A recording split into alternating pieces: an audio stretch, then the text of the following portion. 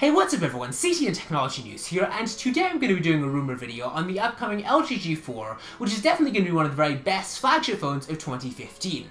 So the LG G3 is already a pretty amazing phone, and honestly it's hard to think of that many areas that LG could actually improve the G3, but with that said, in this video I'm going to be talking about what I do expect to see in the G4, based on rumors, leaks, and then what LG's done in the past. So with that said, let's get going.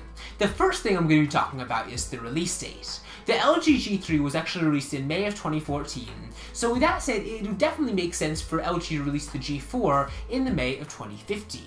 I mean, a 1-year release cycle is always a standard for any phone company, and a 1-year release cycle from the G3 to the G4 would definitely make a lot of sense. With that said, the G2 was actually released in September, so LG could always pull a wild card and release it in another month. Also, as always, the G4's release date will always come down to production, so if LG is ahead of or behind schedule, that could always affect the release date.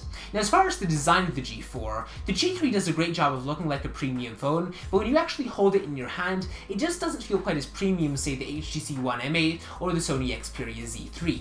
At this point, even Samsung's released a metal phone, the Galaxy Alpha, so I'd be really surprised if the LG G4 wasn't actually a true metal phone to actually compete with all the other current Android flagship handsets. I mean, a metal phone is always nicer to look at, and you know, Apple's gotten this right for a number of years, so has HTC, and LG would be wise to take note.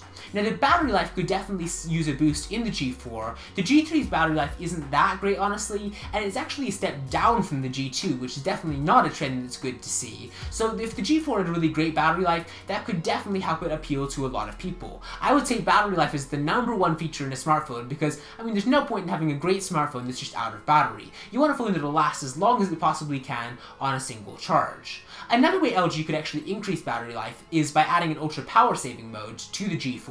For instance, the Samsung Galaxy S5 and the Samsung Galaxy Note 4 both have modes where if you're running low on power, you can disable a lot of features and the screen will turn black and white and your battery life will last a lot longer. LG doing something like this, it wouldn't be particularly innovative, but it would definitely be nice to see.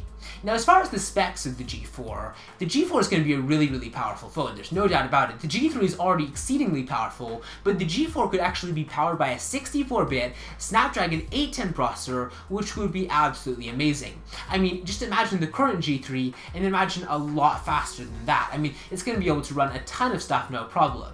Now, the RAM could also be seeing an upgrade. The current LG G3 is 3GB of RAM, but the LG G4 could have 4GB of RAM, and that's basically the equivalent of a low-end PC, so that's really amazing for a smartphone. I mean, think about all the kinds of stuff you'll be able to run with that kind of power.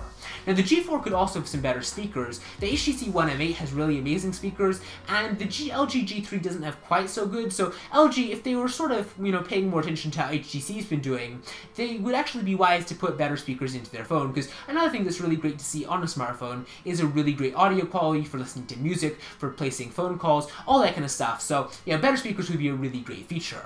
Now, the LG G4 will obviously probably run the most recent version of Android. I mean, I would be really surprised if it doesn't, because I mean, that's also a feature that makes a phone seem really high-end and modern. But with that said, let me know what your favorite feature is going to be in the G4 in the comments below. I mean, LG has a lot of potential for this phone, and I really think they could do some really amazing things. So anyways, give this video a thumbs up if you enjoyed it, and you know, you're excited for the G4, and I will see you next time.